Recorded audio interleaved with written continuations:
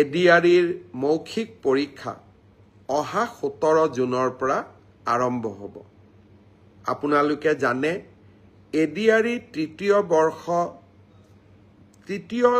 Third grade অৰ্থাৎ তৃতীয় বৰ্গৰ বাবে যিসকল উত্তীৰ্ণ হৈছে তেওঁলোকে 3টা পৰীক্ষা দিব লাগিব। যিসকলে ষ্টেনোগ্ৰাফাৰৰ পৰীক্ষা পাছ কৰিছে তেওঁলোকে ষ্টেনোগ্ৰাফাৰৰ স্কিল পৰীক্ষা দিব লাগিব।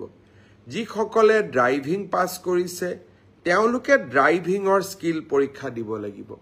আৰু যিসকলে সাধাৰণ তৃতীয় বৰ্গত পাছ কৰিছে তেওঁলোকে কম্পিউটাৰৰ স্কিল পৰীক্ষা দিব লাগিব।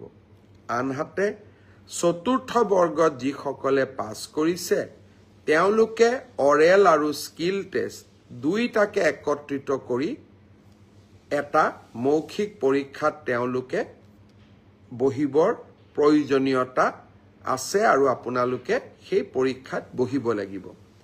মই আশা কৰোঁ আমি জুলাই মাহৰ 15 তাৰিখৰ আগতে এই মৌখিক পৰীক্ষা বা স্কিল পৰীক্ষাৰ গোটেই পৰ্যায়টো শেষ কৰিম আৰু মই আগতেই কৈ অহাৰ দৰে 10 অক্টোবৰৰ দিনাখন আমি আপোনালোকৰ হাতত যোগ্যজনৰ হাতত নিয়োগ পত্ৰ তুলি দিবলৈ প্ৰচেষ্টা কৰিম।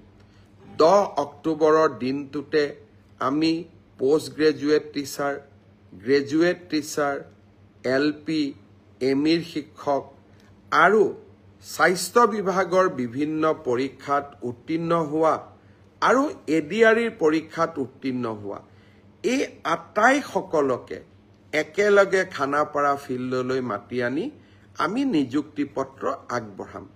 মোক কোনোবাই সুধি থাকে পুলিচৰ ৰিজাল্ট কেতিয়া দিব?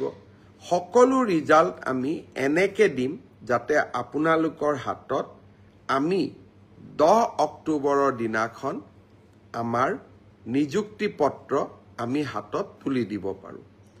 বহুতে মোক সুধিছে যে এডিআৰিৰ নতুন এডভাৰটাইজ কেতিয়া হ'ব? পুলিচৰ নতুন এডভাৰটাইজ কেতিয়া হ'ব?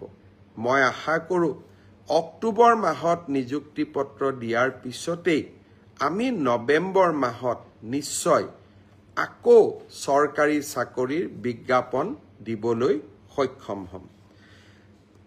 শ্ৰদ্ধাৰ ৰাইজ, অহাকালি দিনটো এটা গুৰুত্বপূৰ্ণ দিন।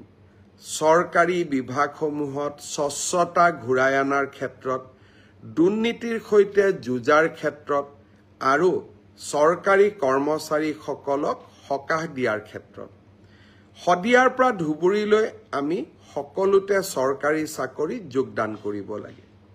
পিছত ট্ৰেন্সফাৰৰ কাৰণে আমি